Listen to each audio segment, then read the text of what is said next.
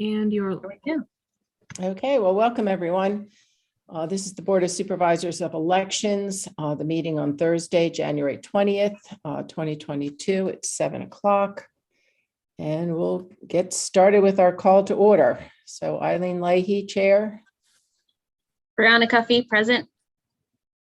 Rebecca Brenia, present.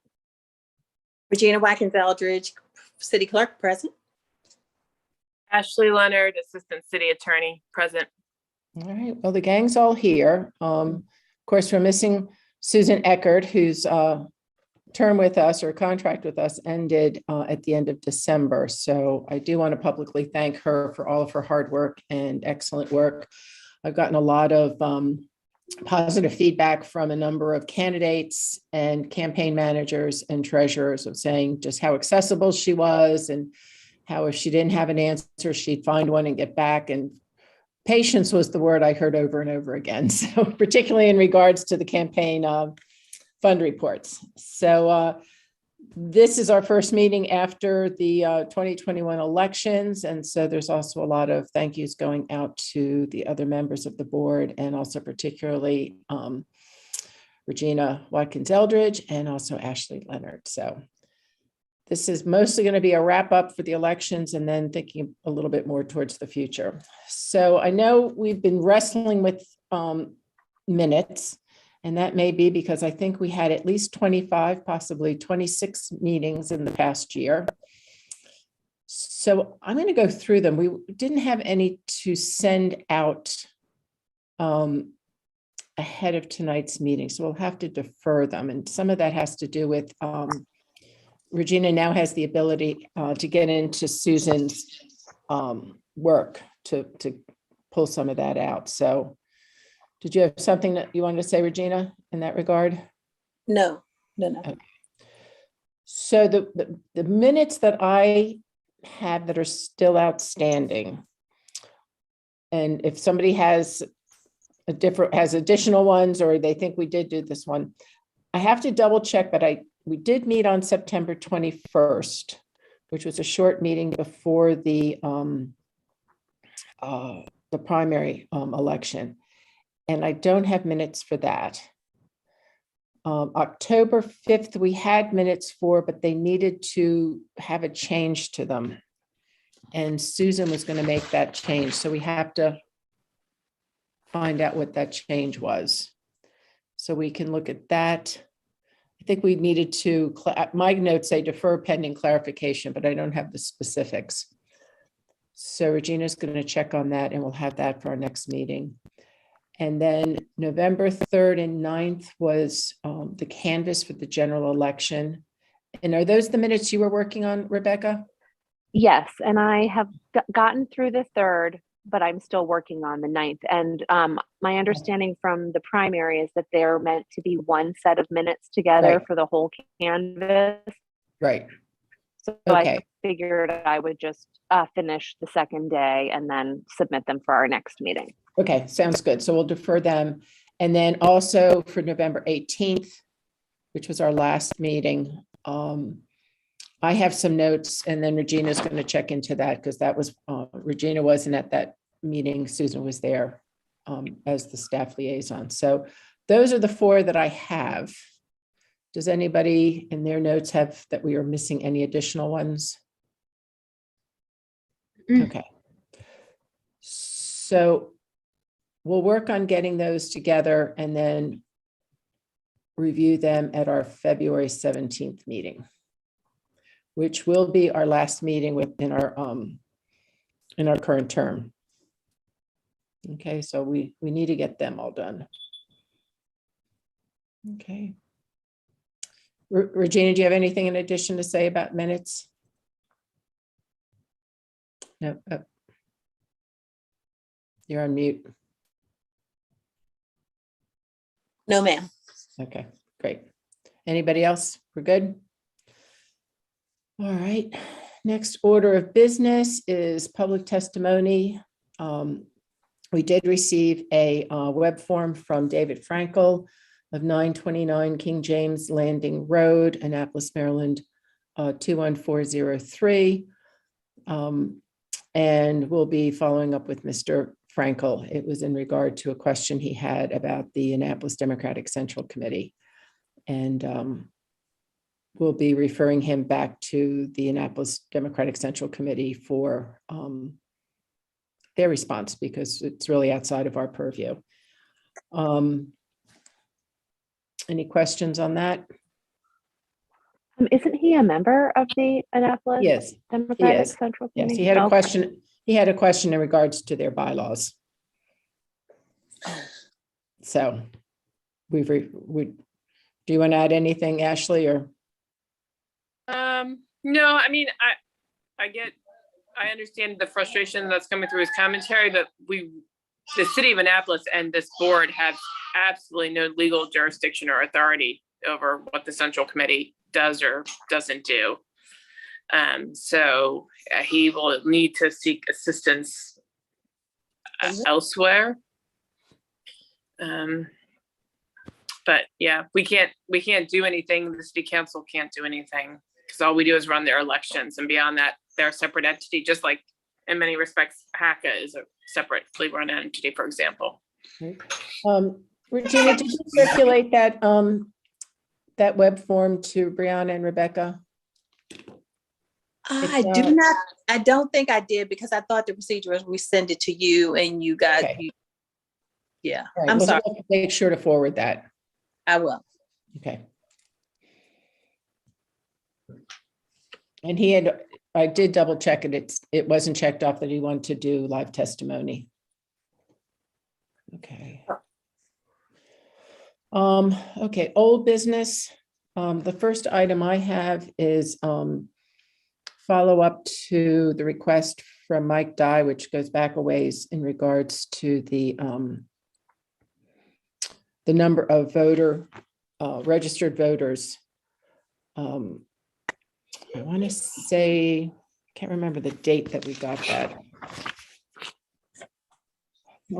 This was in November that we had gotten it. So we haven't met since November. And at that time, we were trying to reconcile to get Mr. Dye an answer.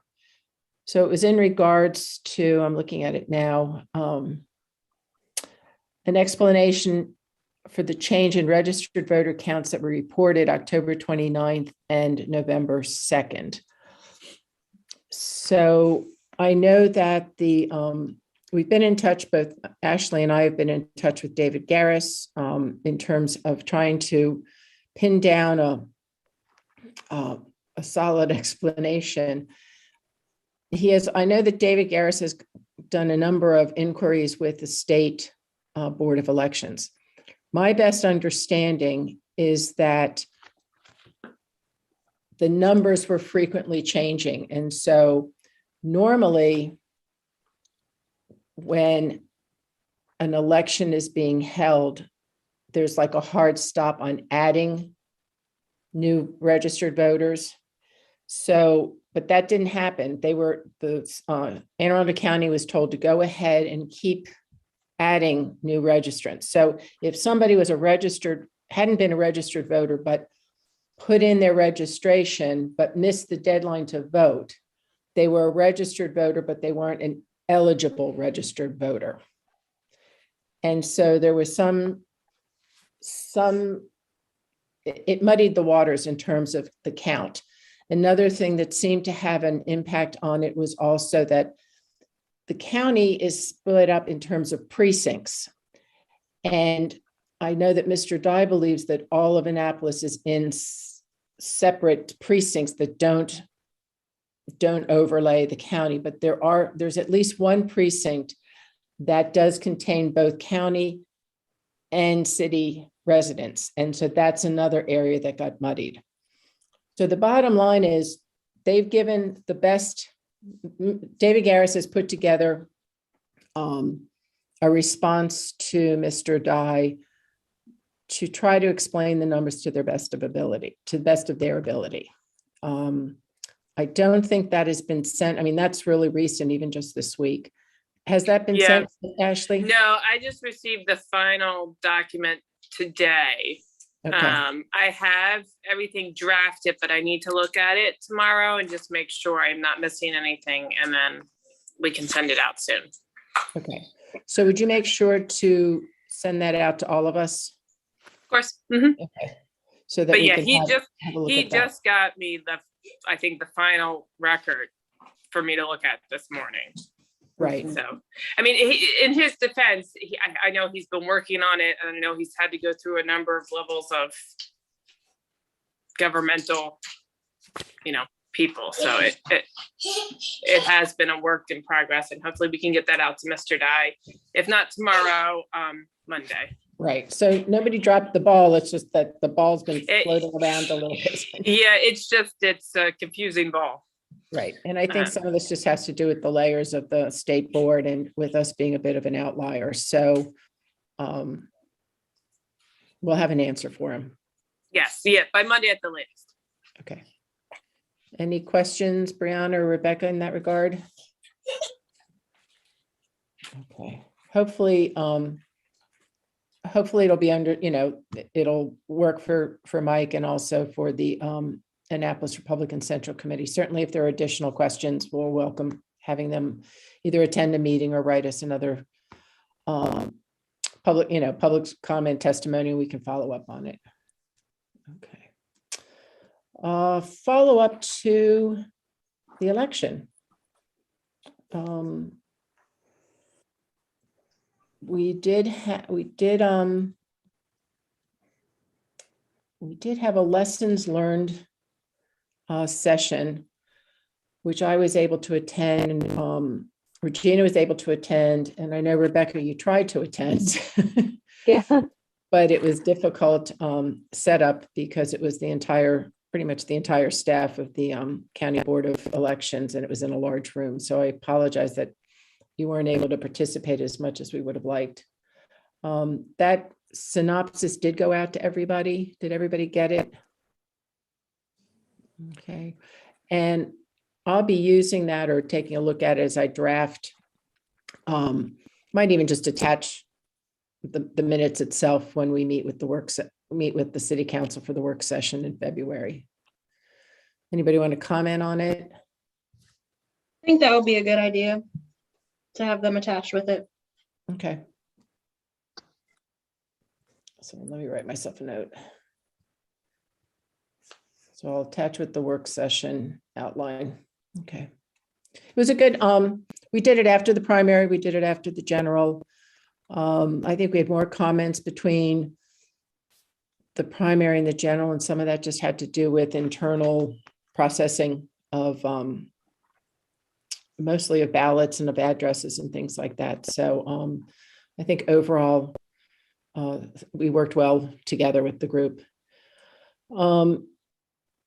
Any overall questions or any overall comments anybody wants to make with how the elections went? Any feedback you've gotten? How people like the mail-in ballots versus not liking them or preferring something else? I haven't heard anything. Most of what I Either. heard was positive. I didn't hear a lot, but it was somewhat positive.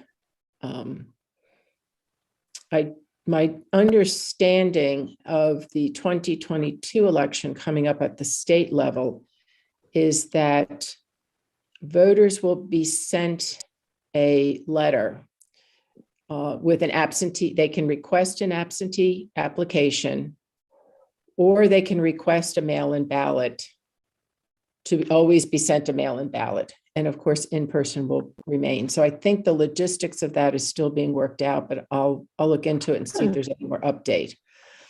But it is going to be a bit of a hybrid. And so I think it's something that we should be looking at as far as how we report to city council as they move forward for the next election. So at the time I checked with Senator Elfreth's office, and that was what I was told, but things are still, again, at the time, the legislature wasn't in session. So we'll see if anything changes with the legislature. And in fact, speaking of the legislature, Brianna, could you do a check and see what's on the horizon with the legislature that pertains to elections? I think Yep. that was helpful when you did that last year. Definitely.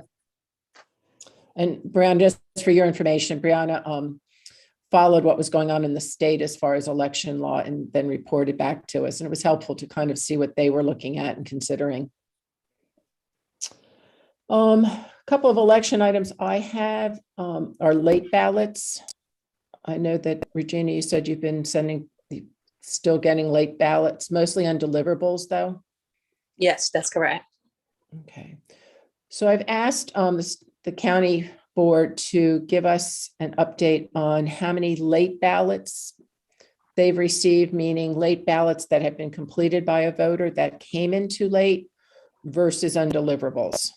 So I'm hoping to get a report from them on that. And of the undeliverables, what ended up happening with those? Were they address changes? Were they, what happened? But I think it was a pretty significant number. And I think that's useful in terms of helping us determine what outreach needs to be done in the future. I know we had done a number of things in regard to getting people to change their address, update their address. But if somebody's moved from Annapolis and they haven't changed their address, they're not going to get our communication plan, unfortunately, or our outreach. But I want to say it was well over 1,000 that were undeliverable because of address changes. Any comments on that? Okay, That might be a I'm sorry. A what? watch what the state does in terms, oh, sorry, I said that might be a reason to watch what the state does and how it works out with the opt-in method, because people who opt in will have their addresses updated. Right. And that's an interesting idea, to be able to opt in indefinitely. Right. And I think that's kind of the hybrid that is hopefully, I think, a bipartisan approach to it. So if you always want to get a mail-in, you can opt for that as opposed to having to do an absentee application every year. So I'll get some more information on that by our next meeting.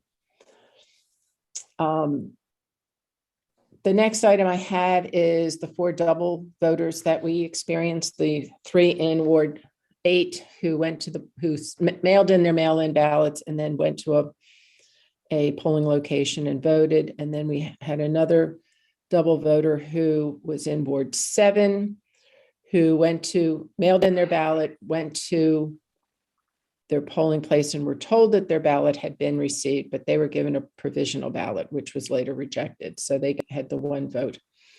My understanding is that we've received, well, let me back up.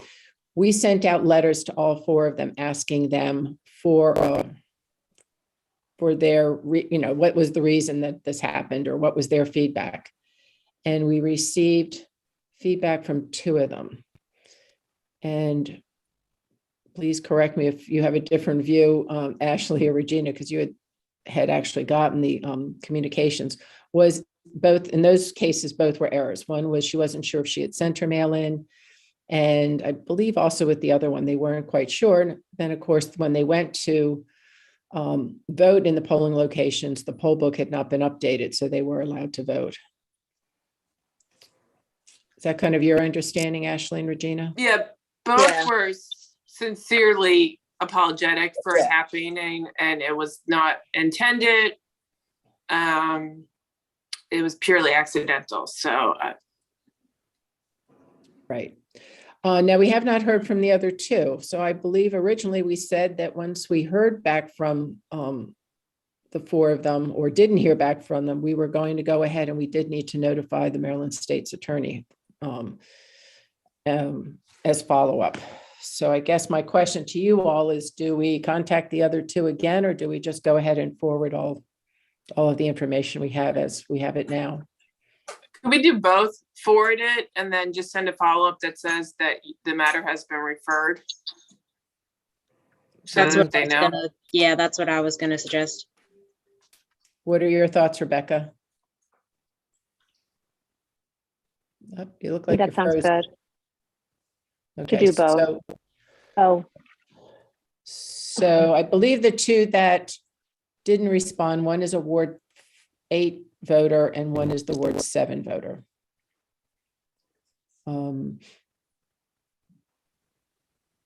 So who will take care of that? Regina or Ashley, or contact them? I can work on both letters if Regina will help me send them out. Absolutely.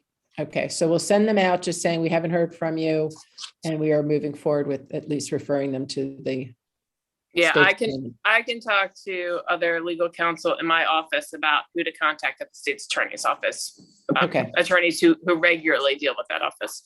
Okay, and the intent, I believe, That is would be really good. to do follow-up. I'm sorry, what were you going to say, Regina? I mean, Rebecca? That's okay. I was just gonna, and I'm sure Ashley is gonna do this anyway. I feel bad, like, we do need to do that, but I certainly don't want to give the impression that we're like referring them, that like they're worried about the police showing up at their door or something like Right. that, because it does sound like it was just a mistake, and mistakes happen. So I guess I was just wanting to be as gentle as possible, but also to do what we need to do and pass along the information. Right. I mean, at this point, we don't have any indication that anyone was fraudulent. And had the poll books been updated, they would have been told that they had mailed in their ballot. So,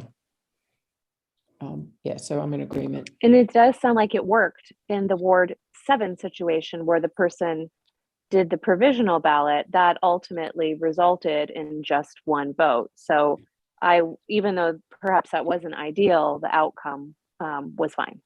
Right. And that has been followed up, I know, with the County State Board of Elections up to the Maryland. There's been quite a few.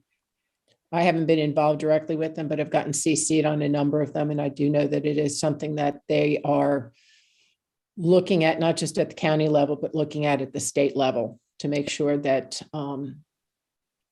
IT has a firm control on this, especially going into the 2022 elections. Okay. All right. And then the next follow-up in terms of the elections that I had, which I know Regina has already started trying to get the information together, is on getting the financials and get the expense reports, so we know how much it cost. I know it'll be a question that will be asked at the work session on February 17th. So the numbers, Regina, you sent me so far, it's looking, we're at 202,000 plus some change. But we're still getting. We got a $5,000 bill today. Got Okay. $5,000 invoice today. Okay, and was that from postage? To tell you the truth, I was working so fast. I just saw bills, City of Annapolis. Okay. All right. I didn't even All right. Well, read it. okay, well, if you can touch base with Karen Steele about making sure we get a good report. I want to have that for the work session on the 17th. Okay. And we'll try to do some sort of cost analysis in terms of how it relates to 2017, because we do have those financials. Really, up until 2017, the financials were not really looked at. So we don't have a lot to go back on, but at least we have the data from 2017. My recollection is that that election ran about. Almost 3. What? Was it almost 3? Wasn't quite that high. It was like 240, 250. Now, Oh. keep in mind, though, we don't count staff time. So that's one of the things, actually, we'll have that as a line item because we'll have Susan's, Salary. Susan's salary and benefits. So, we're getting a better grasp of it. I think that there is this perception that because it was mail-in, it was cheaper, and that remains to be seen. We may have gone from 16 polling locations to 8, cut down costs in terms of election judges and sites and the use of different equipment, but we also had much higher postage. So we'll get those numbers together. Any other comments about elections? Any questions or things to follow up on? I would say with respect to the cost, the salary for Susan's role does seem essential. Like if that was the difference year over or election over election, I would think it would be worthwhile to keep that additional cost in there, given how much she did and how much value she provided. Right. Agreed. Oh, I had one thing come in my head. Oh, I know. Regina, do you know if Susan had an opportunity to send out thank you notes to the polling locations and pay the? We actually did not. And Okay. because once we, the finance department drafted the checks, we weren't available to do it because they sent them out before we could get it done. Okay, but can we send a thank you note out now? Absolutely. So it's the, well, we can send it out to all of them, even the city ones, because they had contacts there and were very helpful as far as being there for camera setups and things like that. If we can send out notes to anybody that was involved with the setting up of the cameras, particularly at the police department, Okay. that would be great. But going back to Rebecca's point, with Susan, I did want to, this is a good segue into the campaign finance reports. Having done them in 2017 and doing them in 2022, they've become much more complex and a lot more time consuming than they were in the past. We made the shift away from having an outside accounting firm do it. And that was because the accounting firm did the numbers, but they didn't look at city code. So they weren't really looking at it from the perspective of campaign in a finance law. So that's when we took it over. And with social media, with outside fundraising, things like that, it has become much more complicated. Susan did a fabulous job. I think we really should maybe make the recommendation that the campaign fund reports need to be reviewed by an outside source. We can kind of review them, but I don't see any of us having the time or the ability to go to the lengths that Susan was going through. Now, whether I'm not sure that needs to be an accounting firm as opposed to somebody such as Susan, who has bookkeeping background and also has the, expertise, or at least has the ability to refer to city election law. But I think that's something that really needs to be addressed. Yeah.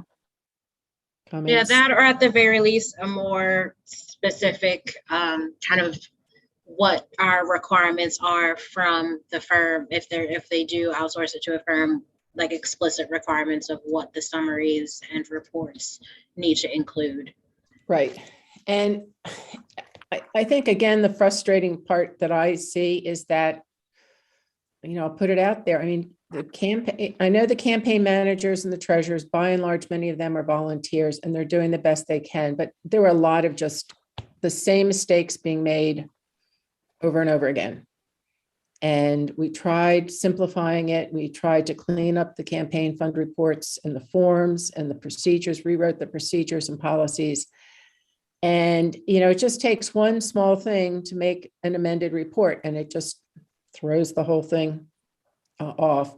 And we can also look at, maybe one of the things to look at in the future is the timing of all of the reports. So we could even talk with Jared DeMoranis about that and see how frequently they really need to be brought in, because, from a voter standpoint, you don't know what the finance fund reports, which one is really true, because by the time they come in, the campaigns are pretty much underway and these amended reports are still coming in after the election. And so if we're trying to be transparent to voters and have candidates be upfront, I mean, they're doing what they're supposed to do, but there's such a lag in having them submitted, reviewed, and then amended reports done. I mean, they have 30 days to submit an amended report.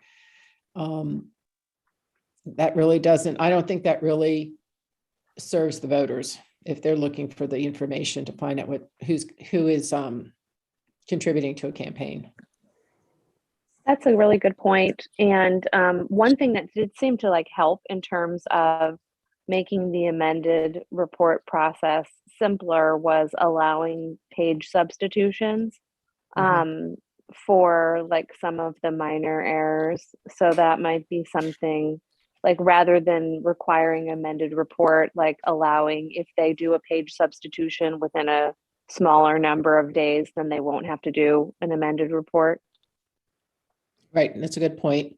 Also, Susan put together an excellent worksheet that she could be very specific about what was She did. missing. And then she put it in so that when it was sent to a campaign manager or actually sent to the treasurer, it had where they had to initial that it was done.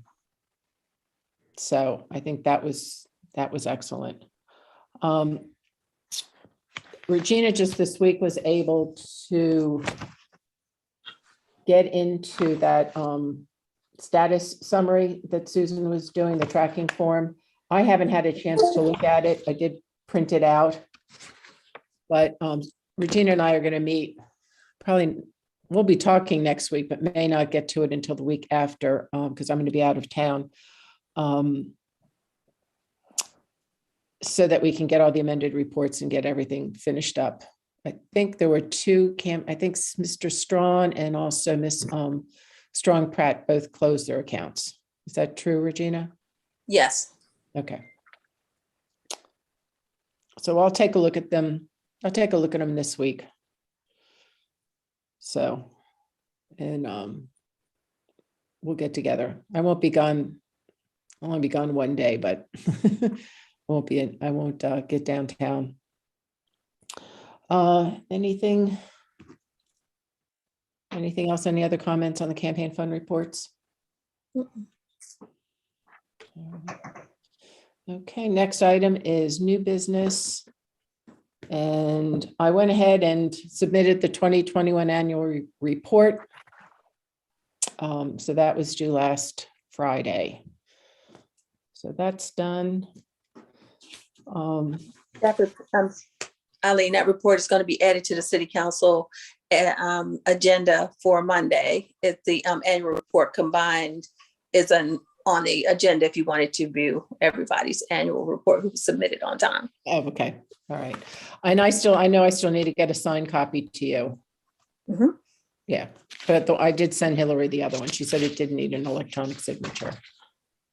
Okay. So the next item I wanted to bring up was the priorities for the next Board of Supervisors of Elections.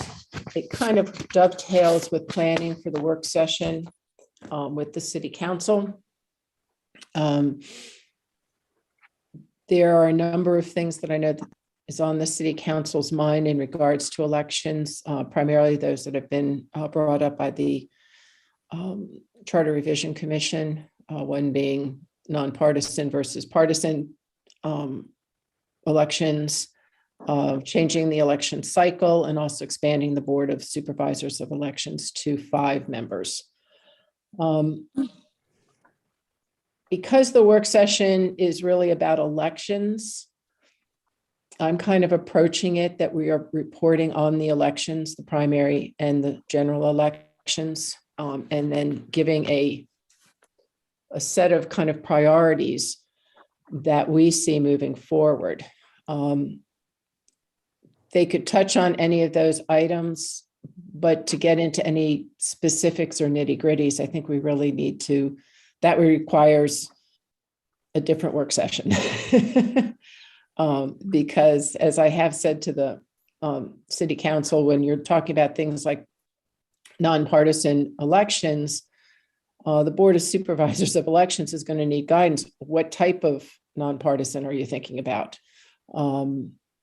Yeah. What is the approach? Do you want to think of some alternate things? Do you want to open up the primary? So there's a number of things that once you go down that road, you have to start considering, and that really goes beyond what the work session in February really is addressing. But I would like to at least start assembling some information for the City Council so that they can start moving forward, particularly with the next Board of Supervisors of Elections, because our terms will be ending in March.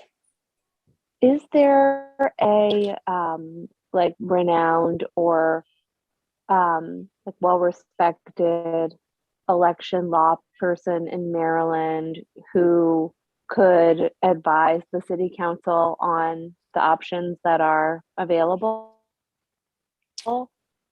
I mean, there are a number of resources. There's a number of resources for election law, for partisan. I mean, the Maryland Municipal League. There's also the different boards of elections. For instance, Hagerstown is the most recent municipality that has gone to nonpartisan. I think the council certainly needs to have some ideas of what are the advantages and the disadvantages. What are the Yeah. costs? And again, what is the to tease out a number of things. For instance, in the work session today, it came up about the Hatch Act. That has been both in print and heard a number of times that, Annapolis has such a high number of federal employees that a lot of them can't run for office because of the Hatch Act. Well, the reality is they can. And actually, Mike Lyles brought it up today, and it's something that I've looked into before. You can get exceptions, particularly if you live within 50 miles of the District of Columbia. And the rationale for that is that because there are certain areas such as that have such a high concentration of federal employees, there is an exception. So that type of information needs to be clarified and I think shared, because I think it's not as clear cut as some individuals might like it to be. And it is also probably not the reason why people are not running for office. I don't see that as, in reality, holding people back.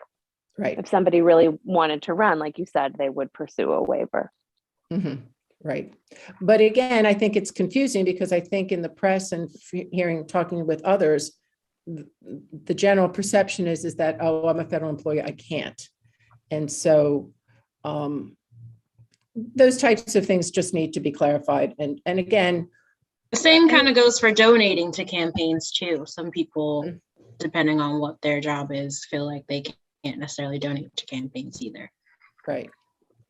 So there'll be a lot of questions, I think, coming out. I think all of us have agreed that the code needs a lot of change in regards to election law. But again, there are certain things that the city council is going to have to decide on. Right. And again, nonpartisan is one of them, but changing a primary date's another one. A lot of campaign, we find with campaign finance reports, it's very difficult. We need to have some parameters as far as what can and cannot be used for campaign funds. And of course, enforcement. We have very lax enforcement. So it's really, I think, looking at it from a package. You have to overall look at it. But to answer your question, Rebecca, I think that there are a number of resources. And certainly if you and Brianna find any resources, I'd like to have them and we can put that together as, I'm thinking to give them a handout or give them some citations and resources so that as they move forward, they can look at it and then go from there. It would be interesting to find out, Brianna, I can't remember the name of the group that usually tries to lobby for ranked choice voting at the state level, if they're going to be doing that again in this legislative session. I'll check and see. I know a lot of conversation this year has been about, at least in this area, has been about fair election funds and like public financing for elections. But I'll see if ranked choice voting is also popping up again. It's no one's forgotten about it, but I think people are still also kind of wrapping their heads around how it went since New York City just did it. Yes. And trying to see what the lessons learned are from that before they like kind of steamroll trying to get that again here. But interestingly enough, New York City used ranked choice voting in a partisan election. So a lot of times people equate them as the same and they're not. So that's the kind of thing I'm still trying to educate myself about, but I think it would be helpful if we had some resources for the council. Yeah, I think you can do ranked choice partisan or ranked choice nonpartisan, just depending. Right. Yep. Maine does it nonpartisan, right? The state of I'm pretty sure, Maine. yeah. Right. And then there's also other nonpartisan formats too. So I did go back and look at the election priorities that we had established in 2018. And Oh, I vaguely remember those. I'm happy to, I know that we looked at them kind of halfway through, so I'm pleased to say that we did pretty much address all of them. You know, reviewed the city code, which we did. We did some changes to the campaign fund reports. We weren't able to do what we wanted as far as making them more computer friendly. We did pass independent expenditure legislation. The absentee ballot procedure had been a priority, but of course it was made moot by the mail-in elections. Challengers and watchers we updated.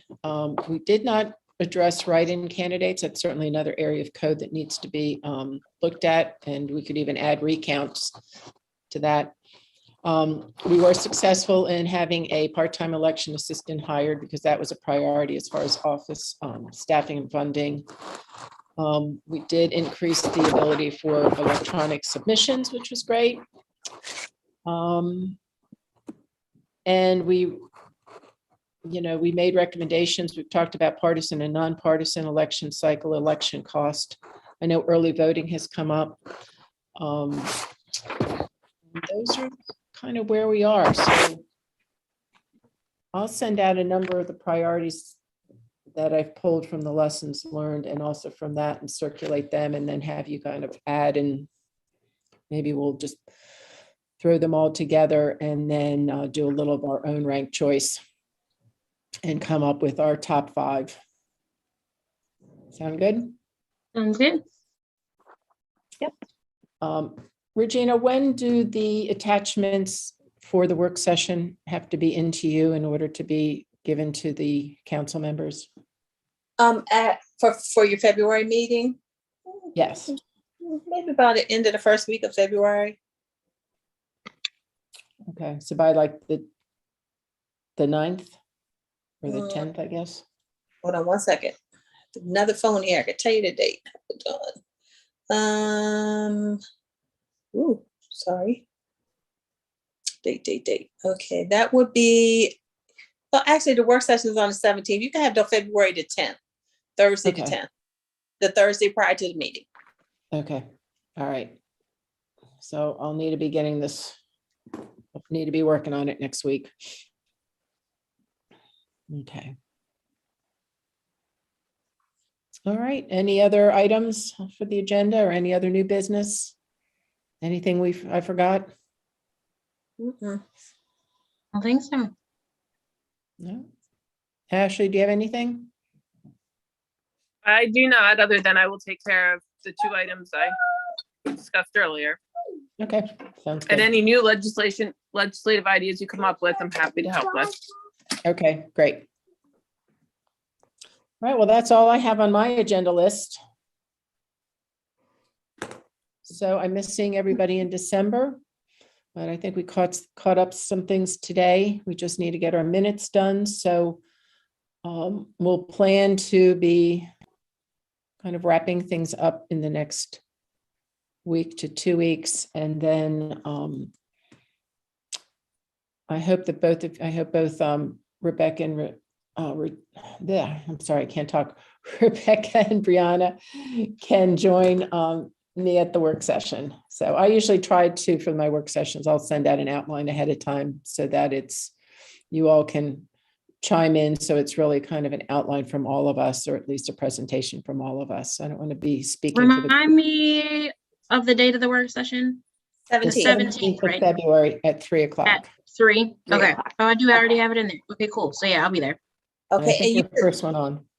you should look for your Google invite from Cynthia Gaines. She'll be sending out the work session invite. Okay. Got it.